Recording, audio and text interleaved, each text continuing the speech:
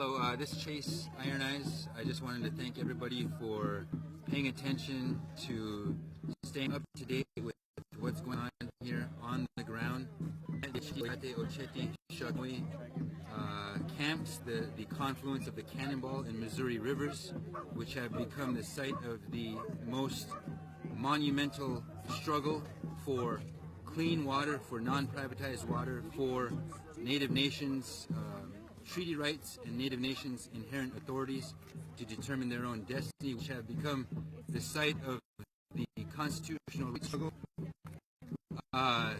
for all Americans who consider themselves true patriots, who understand First Amendment, who are willing to stand up for their rights, who are not willing to stand down, but to do this in peace and in dignity. For those who are calling for a clean energy economy now, we have the Army Corps of Engineers, which showed up on site today to do an assessment, and about half of the people in the camps came up to meet them to decide whether or not to grant them permission to come and assess the situation.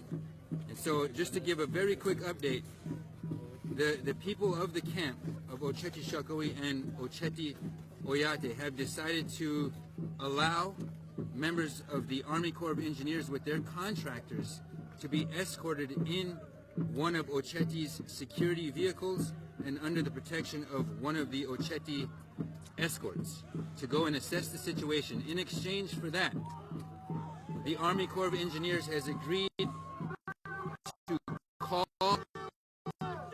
headquarters, to call DC, to see, then push back the date by which they intend to call for forceful assistance from North Dakota law enforcement and North Dakota National Guard. Now, if you recall, I received personally a letter from the Army Corps of Engineers which states that they won't make that call until after February 22nd, which is February 23rd.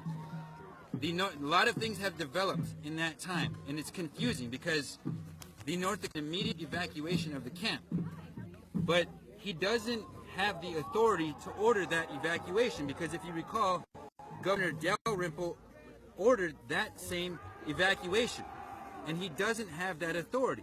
The United States Army Corps of Engineers must call for the assistance of North Dakota law enforcement and North Dakota National Guard to execute a forcible evacuation, and that's the only way it happens. I have a letter saying it won't happen until after February 22nd, and so it is logistically impossible for us to clean up what is left to be cleaned up.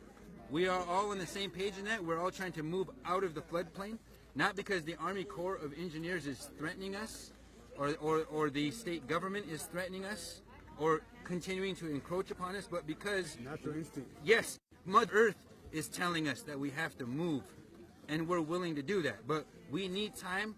We can't comply with something that's logistically impossible. So we're doing our best.